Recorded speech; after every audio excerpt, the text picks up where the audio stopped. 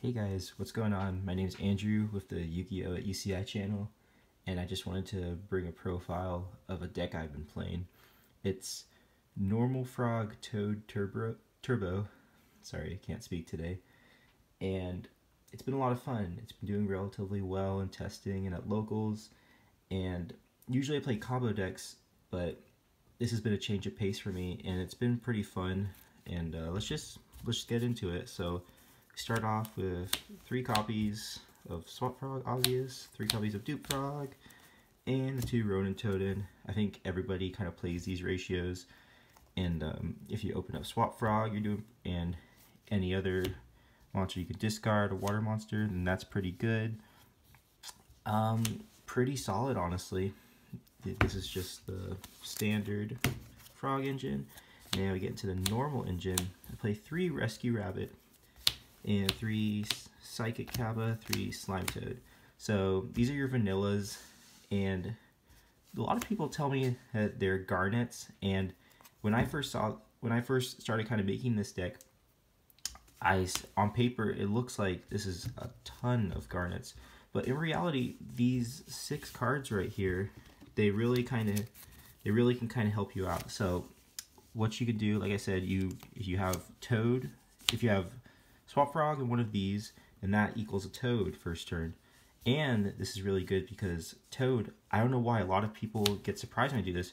You can discard one of these cards, and that can act as one of the negates. You don't have to just send from field. And a lot of people get surprised when I do that. And so this is just effectively fuel for the Toad. It's fuel for your Rescue Rabbits in case you banish some of these. If you draw some of them, or you banish some off desires. So I really do, in practice, I really do like the 6 vanillas, even though it does seem like a lot of garnets, but it does work out. And so getting on to next part, let me just dig right here. Alright, so we play some hand traps, of course. So we play 3 Ash Blossom. It's just one of the staple hand trap. It's just solid all around. There's no deck without something that you want to ash in it, realistically. Next, play 3 Effect Veiler, just another great card. Even better because you can use it more than once per turn, so that's awesome. And don't make fun of me, I play 1 Ghost Ogre. And so people ask me, they're like, why 1 Ghost Ogre? And I was doing a lot of testing at this deck, came out to around 39 cards, and that was after just playing a bunch of cards. And so I had one last card, tried a bunch of cards in it, didn't really want to put an upstart. I just wanted, every time I drew the upstart, I just kind of wanted something impactful. I tried out a Crackdown, I tried out, well, I don't have impermanence, so if I did, I would definitely be playing that. But I just wanted a card that was good against some rogue matchups, pendulums. I like it for Sky Striker to struggle against strikers. So it's just it's more of a, what do they call, a fun of. It's not really the best Fury, but it's been working out for me. So we played the 7 hand traps, and coming up next, we're going on to the spells.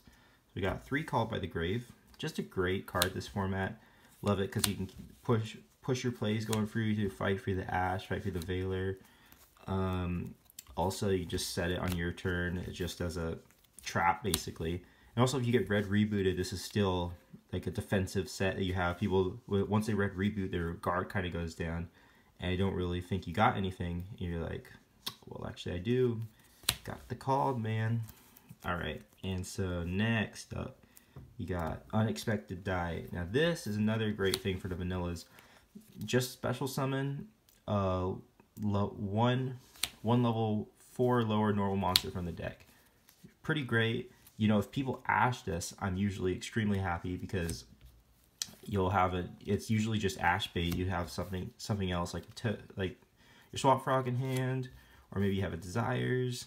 Maybe you have the Rescue Rabbit. You got to try to bait everything out so the Rescue Rabbit can go through. Let's see, next, 2 Desires. Maybe the third Ogre could have been, the 1 Ogre could have been a third Desires, but, you know, I'm too much of a coward, don't want to Desires into Desires. And you know what, I have done double Desires in the game. There's a lot, once you get your Frog engine going, you really don't care about anything in this deck. You just want to draw more gas to close out the game. So that's it for the spells. So we play a pretty small spell lineup. And that leads into why we're main decking Imperial Order. And so one of the reasons I'm playing this shuts down some rogue decks, but really I struggle still against Striker this format. Even though it has one multi-roll, one Gigari, that deck's still alive and kicking, and it's just still just a thorn in my side. So if we can just have an auto win button, then that's pretty good. I'll take that any day. Now the next one of Trap, we got the One Solemn Warning. This card's really good, of course, just another Solemn.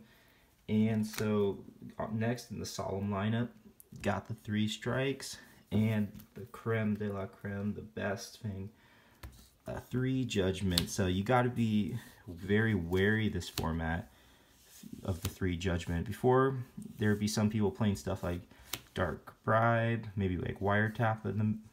I've seen it in the main. It's pretty bonkers to me. But now you just got the 3 Judgment just to shut people down. And I know this is looks like a lot of life points being spent here, but realistically, if you can get a Toad backed up by one of these, you can kind of lock down the game from there and just control from then. So next, on to the extra deck. So obviously 3 Toad. It's Toad Turbo. Of course we're going to have Toad. Next in the XZs, we got 1 Cursed Javelin. So I don't summon this guy a lot, but when he comes out, I tell people he's like a Hayate. You make a monster's attack 0, and its effects are negated, and then you just attack over it, 1600 free. Next, Sky Cavalry. This guy, he comes up sometimes. Just some rogue matchups. I remember I was facing heroes, they had a Dark Claw, kind of hard to out, just made this guy, killed it. Next, let's see here. So we play 2 of the Mistar Boy. So this guy's great.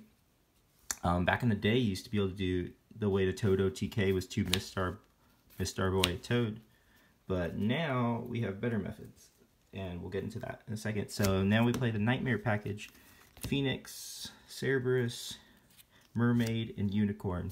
So people ask me, they're like, why do you play the Mermaid? Mermaid seems kind of weird. But the reason for that is sometimes you'll have enough material to make one of Phoenix or Cerberus, and you want to make one of these just to kind of pop something, but you won't have enough material to make, you won't have any way to get like a down arrow. That's when Mermaid comes in. Also, it's a water, so you can make a Mistar Boy, sorry. And Unicorn, of course, pretty broken. Just spin a card away for free. Just ramp from one of these into these. This deck can link climb surprisingly a lot with the Ronin Totems. Just no once per turns here. And next to the generic links, Underclock Taker, just a generic link too. I like shrinking stuff. Sometimes it comes up. This is something I've been testing. 1 Link Spider. So it kind of goes. The theory is you have a lot of normals. Sometimes you'll have a normal on board. You'll have some in your hand. Link Spider, plus it's a down arrow. Then you can special summon one of the normals. Kind of just something if you're trying to go for game, just link climb. And next up, Borreload and Borrelsword. These guys are pretty legit. Borrelsword is why this deck can OTK super easily now. And frogs were super slow before, but now you got Borrelsword just out of nowhere.